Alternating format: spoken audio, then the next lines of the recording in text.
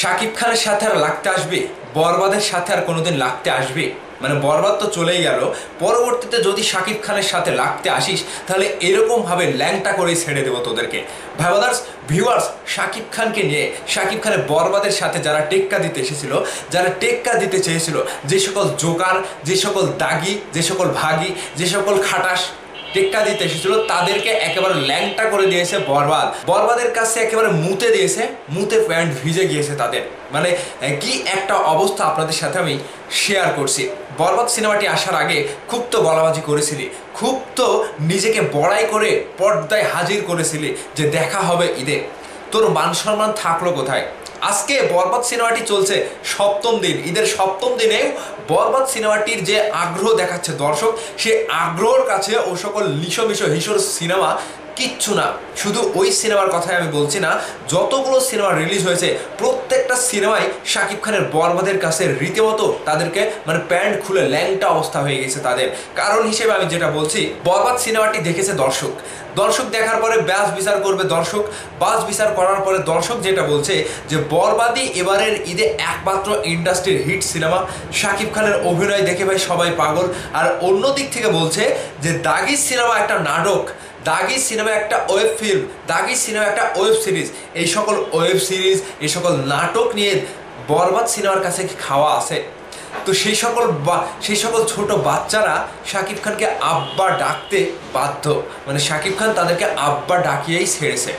আর সাকিবিয়ানরা কি জিনিস সেটা হাড়ে হাড়ে টের পেয়েছিস, হাড়ে হাড়ে রগে রগে বুঝতে পারলি যে শাকিব খানের ভক্তরা কি জিনিস, তারা করতে চাইলে কি না পারে। এবারের ঈদে বরবাদ হচ্ছে, যে কয়টি সিনেমা এসেছে প্রত্যেকটা সিনেমার চাইতে তুমুল একটা আলোচনার শীর্ষে অবস্থান করছিল।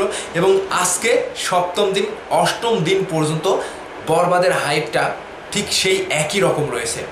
তাহলে মেগাস্টার শাকিব খান তার ক্ষমতা দিয়ে, তার ভক্তদেরকে দিয়ে, তার এক শ্রেণীর দর্শক রয়েছে, সেই দর্শকদের কাছে তিনি ভালোবাসা পাওয়ার যোগ্যতা তিনি রাখে।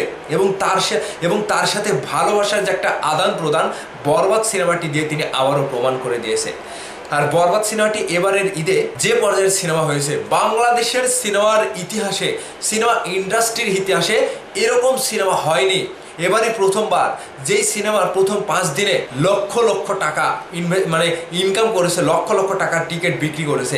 আর সেই সিনেমার কাছে অন্য যে কয়টি সিনেমা এসেছিল সবাই ধুলোয় মিশে গিয়েছে, একেবারে ধুলিস্যাৎ হয়ে গিয়েছে।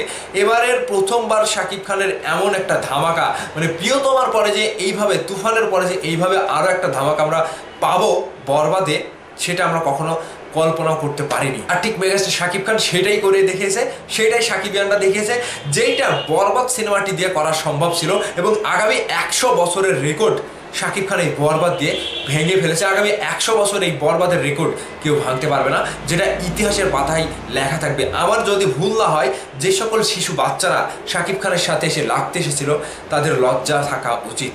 যদি তাদের মনে থাকে এই বরবাদের কথা, আর কোনো দিন শাকিব খানের সাথে লাগতে আসবে না। শাকিব খানের যে কোনো সিনেমা আসলে সেই সিনেমার সাথে আর টক্কর দিতে আসবে না। সাকিবিয়ানরা কি একমত আমার কথার সাথে? এখনও যারা বরবাদ সিনেমাটি সিনেমা হলে গিয়ে দেখেননি, একেবারে দ্রুত সময়ের মধ্যে আপনারা বরবাদ সিনেমাটি গিয়ে দেখুন।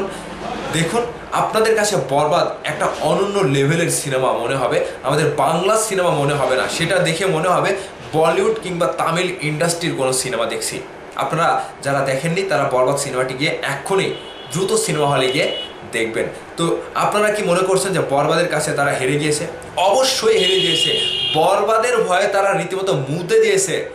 এটাই হচ্ছে বরবাদের সাথে অন্য সিনেমার টক্করের ফলাফল। সাকিবিয়ানরা আপনাদের মতামত ভিডিওর নিচে কমেন্ট করে জানাবেন। ভালো থাকবেন, ধন্যবাদ সম্পূর্ণ ভিডিওটি দেখার জন্য।